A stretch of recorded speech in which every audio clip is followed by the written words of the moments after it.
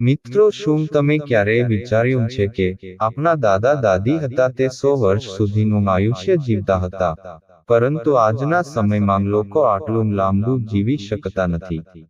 કારણ કે તેના બતાવેલા રસ્તાને આપણે સમયની સાથે ભૂલી ચૂક્યા છીએ. તો આ વિડીયોમાં અમે આપને 20 એવા ઉપાય જણાવીશું કે જે ઉપાયો આપણા પૂર્વજો પણ અનુસરતા હતા, તો તે ઉપયોગ તમે કરશો તો તમે પણ 100 વર્ષ સુધીનું આયુષ્ય મેળવી શકશો. આ વિડીયો દરેક ભાઈઓ તથા બહેનો માટે ખૂબ જ ઉપયોગી સાબિત થશે, તો ખાસ અંત સુધી જરૂરથી નિહાળજો. તો ચાલો મિત્રો જોઈએ કે તે કઈ બાબતો છે અને કયા ઉપાયો છે કે જેના લીધે આપણે ખૂબ જ સરળતાથી આપનું આયુષ્ય વધારી શકીએ છીએ. 1. રોજ સવારે ઉઠતાની સાથે જ 1 ગ્લાસ હૂંફાળું પાણી પીવાથી શરીરમાં સામાન્ય રોગો થતા નથી, તેમ જ પાચનશક્તિ પણ મજબૂત બને છે. 2. શરીરને તંદુરસ્ત રાખવા માટે કમસે કમ 7 થી 8 કલાકની ઊંઘ જરૂરથી કરો. શરીર જ્યારે પણ ઊંઘ કરે છે ત્યારે તે શરીરને રિપેરિંગનું કામ કરે છે, તો પૂરતી ઊંઘ શરીર માટે ખૂબ જ જરૂરી છે. 3. 24 કલાકમાં એકવાર પાણીમાં અડધું લીંબુ નાખીને પીવાથી શરીર પરની ત્વચા જવાન રહે છે, તેમજ શરીરના કોષોને વિટામિન સી મળતું રહે છે, જે નાની ઉંમરમાં બધાય આવતું ગડપણને દૂર કરે છે. તમે આ ઉપાય દિવસે કરી શકો છો, રાત્રિએ આ ઉપાય કરવાનું ટાળવું જોઈએ. 4. લીમડાનું દાંતણ કરવાથી દાંતને થતી દરેક પ્રકારની સમસ્યાઓ દૂર થાય છે. જે પણ લોકોને દાંત અથવા તો દાઢ દુખવાની ફરિયાદ રહેતી હોય તેને આ ઉપાય જરૂરથી કરવો જોઈએ. 5. શરીરની રોગપ્રતિકારક શક્તિ વધારવા માટે રોજ રાત્રે જમતી વખતે દૂધ જરૂરથી પીવું જોઈએ. દૂધમાં પૂરતા પ્રમાણમાં કેલ્શિયમ અને પ્રોટીન હોય છે, જે આપણા શરીરને રોગ સામે રક્ષણ આપે છે. 6. વાળને હંમેશા કાળા તેમજ જવાન રાખવા માટે શેમ્પૂની જગ્યાએ અરીઠાનો ઉપયોગ કરો. અરીઠાનો ઉપયોગ જૂના સમયની અંદર શેમ્પૂ તરીકે કરવામાં આવતો હતો. તમે અરીઠાને પલાળીને સવારમાં તેનો ઉપયોગ કરી શકો છો. 7. ચાનું સેવન લોકોને જલ્દી જ વૃદ્ધાવસ્થા તરફ લઈ જાય છે, તો બને ત્યાં સુધી ચાનું સેવન ઓછું કરવું જોઈએ. 8. જે લોકોને ખૂબ જ વધારે એસિડિટી રહેતી હોય તે લોકોને પુષ્કળ પ્રમાણમાં પાણી પીવું જોઈએ. પાણી શરીરમાં રહેલી એસિડિક પ્રક્રિયાને નોર્મલ કરે છે, જેથી વારંવાર થતી એસિડિટીની સમસ્યા દૂર થાય છે. 9. હંમેશા જવાન દેખાવા માટે સવારમાં કમસે કમ 10 મિનિટ શારીરિક કસરત જરૂરથી કરો. તેનાથી તમારું શરીર ખૂબ જ ભરાવદાર તેમજ જવાન રહેશે. 10.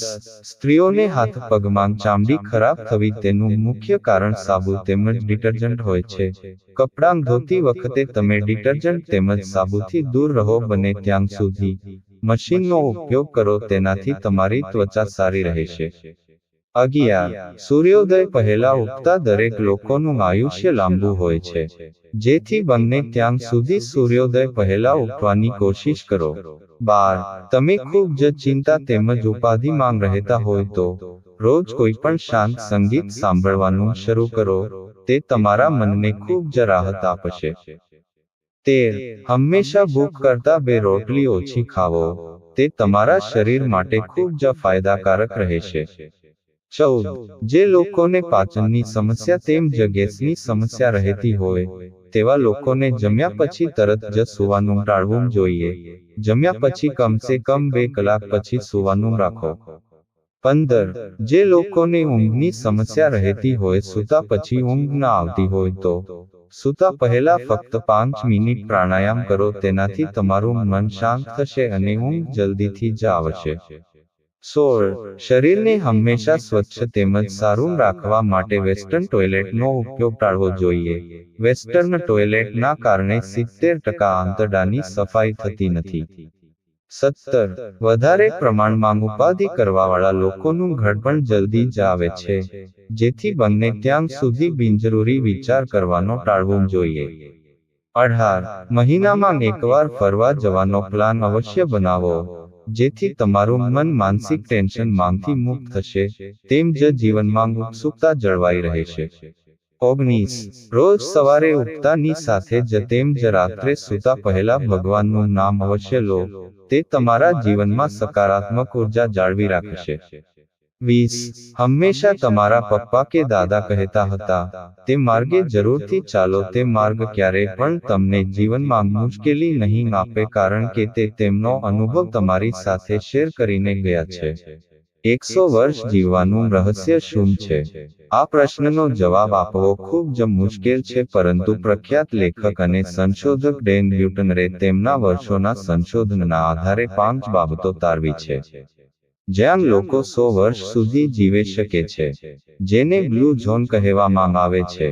આ સ્થાનોમાં Ikaria, Greece, Loma Linda, California, Sardinia, Italy, Okinawa, Japan અને નિકોયા, કોસ્ટા રિકા. ડેન બ્યુટનરે આ લોકોની ખાણીપીણીની આદતો અને જીવનશૈલીનું ઊંડું વિશ્લેષણ કર્યું છે. જીવનશૈલીને લગતા ક્રોનિક રોગો આ લોકોને નહિવત હોય છે, તેમજ આ લોકોને કેન્સર પણ નથી થતું. વિશ્લેષણના આધારે અહીં કેટલીક સવારની સારી આદતો પણ જણાવી છે. જો તમે પણ તેમની સવારની સારી આદતો તમારા જીવનમાં અપનાવશો તો તમે ઘણી બીમારીઓથી બચી શકશે. 1. ઇકિગાઈ. આના સમાચારોએ સંશોધક ડેન બ્યુટનરના વિશ્લેષણના આધારે જણાવ્યું છે કે બ્લુ ઝોનના લોકો તેમના જીવનમાં જાપાનીઝ ઇકિગાઈ પદ્ધતિ અપનાવે છે. ઇકિગાઈ પદ્ધતિ જીવનમાં ખુશ રહેવાનો માર્ગ છે. ઇકિગાઈ પદ્ધતિમાં જીવન પ્રત્યે હંમેશા હકારાત્મક વલણ અપનાવવામાં આવે છે અને નકારાત્મકતાને નજીક પણ આવવા દેવામાં આવતી નથી. જેમાં તમને ગમતું કામ હોય કે કરો, તેમજ તમને જે ગમે છે તે કરવાની ભાવના રાખવાની હોય છે.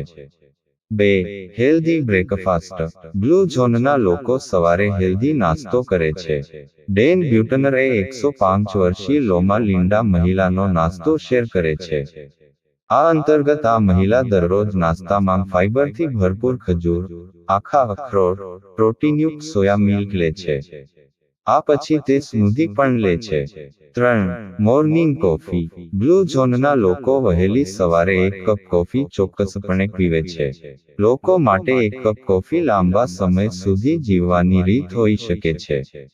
જો કે આ કોફી કાળી હોવી જોઈએ અને તેમાં ખાંડનું પ્રમાણ ઓછું હોવું જોઈએ.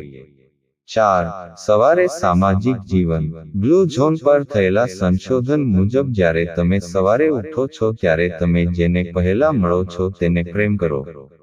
પડોશીઓને મળે તો શુભકામનાઓ આપો અને તેમના વિશે સારો વિચારો. હાર્વર્ડ સંશોધન પણ કહે છે કે સારું સામાજિક જીવન એ સુખી અને લાંબા જીવનનું રહસ્ય છે. વહાલા મિત્રો, આ માહિતી આપને પસંદ આવી હોય તો ખાસ આ વિડીયોને લાઈક કરી અને કોમેન્ટ બોક્સમાં એકવાર જય માતાજી જરૂરથી લખી નાખજો, જેથી માતાજીની કૃપા આપ સૌના પરિવાર પર બની રહે. અને મિત્રો, આવા જ વધારે વિડીયો જોવા માટે આપની આ ચેનલને સબસ્ક્રાઇબ કરવાનું ભૂલશો નહીં. આ સિવાય પણ આપની ચેનલ પર ઘણા બધા એપિસોડ આપવામાં આવ્યા છે, તો ચેનલ પર જઈને ખાસ બાકીના પણ એપિસોડ જરૂરથી નિહાળજો. ફરીથી મળીશું મિત્રો કોઈ નવા એપિસોડ સાથે. ખૂબ ખૂબ ધન્યવાદ. જય માંગાત્રાળ. જય શ્રી કૃષ્ણ.